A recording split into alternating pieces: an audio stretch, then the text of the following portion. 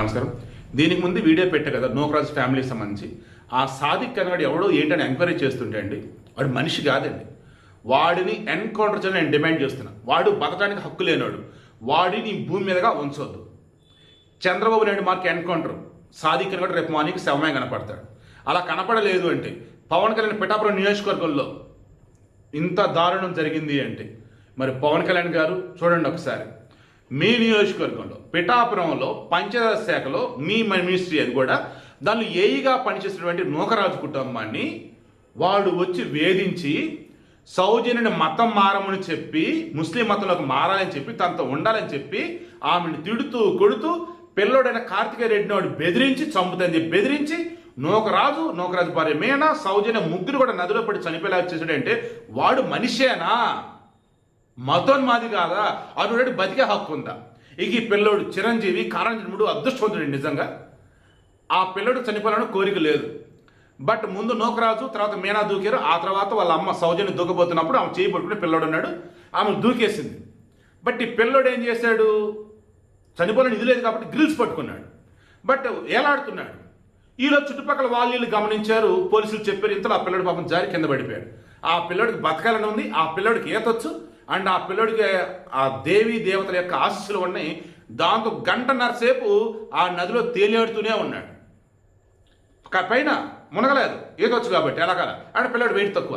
ఇక ఈలో పోలీసులకి అక్కడ ఉన్న చావటం, పోలీసులు లోపల ఉన్నటువంటి మత్స్యకారులను అలర్ట్ చేయటం, ఇక దాంతో తీసుకొని వచ్చేసి ఆ పిల్లోడిని ఎట్టగల నదిలోనే కాపాడారు. నేను సోమవారం సాయంత్రం వచ్చేటప్పటికి నూకరాజు డెడ్ బాడీ, సోమవారం అంటే ఈరోజా నిన్న వచ్చేసి పాపం నూకరాజు డెడ్ బాడీ దొరికిందట. ఇంకా మీనా సౌజన్య డెడ్ బాడీస్ ఇంకా దొరకలేదు. ఇక ఇప్పుడు లేటెస్ట్ సౌజన్యకు సంబంధించిన బిలాంగ్స్ చెక్ చేస్తున్నప్పుడు ఆమె దగ్గర ఒక లెటర్ దొరికింది. ఆ లెటర్లో ఆమె భర్తది సహజ మరణం కాదని, ఆమె భర్త మీద ఎన్నో అనుమానాలు ఉన్నాయని, ఎప్పుడైతే ఈ సాదిక్ కనగాడు మమ్మల్ని వచ్చి ఈ రకంగా వేధించడం మొదలుపెట్టాడు, తోడుగా ఉంటానంటూ మా లాకర్లు, మా బ్యాంక్ బుక్లు, మా పర్సనల్ డాక్యుమెంట్స్ అన్ని కూడా వాడు హ్యాండ్ ఓవర్ చేసుకోవడానికి ట్రై చేసినాడు.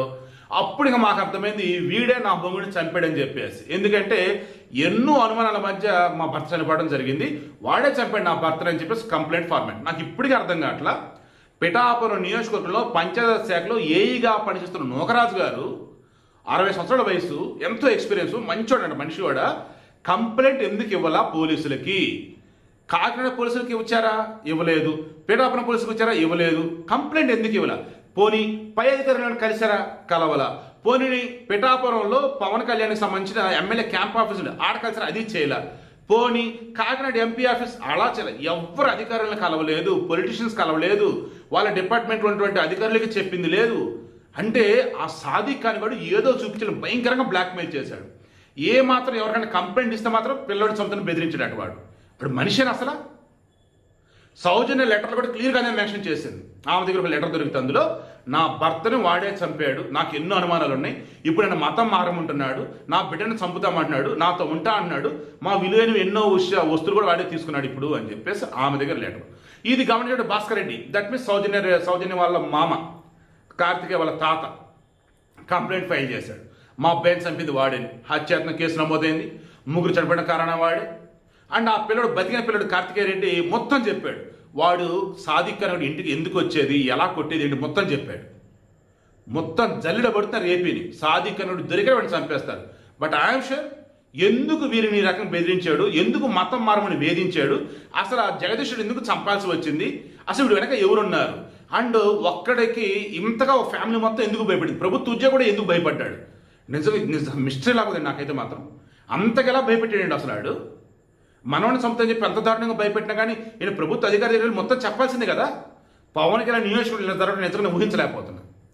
రిక్వెస్ట్ చేస్తున్న ఏపీ ప్రభుత్వాన్ని, వాడు సాదిక్ కనగాడు బతకడానికి వీల్లేదు, కానీ వాడిని చంపడానికి ముందు లేదా వాడు చావడానికి ముందు అసలు ఎందుకు ఈ ఫ్యామిలీని టార్గెట్ చేశాడు, సౌజన్య మీద ఎప్పటి నుంచి కన్నేశాడు, అండ్ జగదీష్ రెడ్డి అసలు ఎందుకు చంపాడు, ఎలా అసలు ఇదంతా వాడికి పాసిబుల్ అయింది, వాడి మోటో ఏంటి, ఖచ్చితంగా కనుక్కొని ఆ తర్వాత వాడిని చంపేయండి.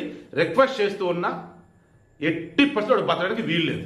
పవన్ కళ్యాణ్ గారు, నాకు తెలిసి మీ నియోజకవర్గంలో ఇంత ఘోరం జరగటం అంటే నా ఊహకు అందటం లేదు. మీ చేతిలో ఉంది సార్. జరగాల్సినటువంటి ధర్మకార్యం ఏదైతే ఉందో అది మీరే జరిపించాలి.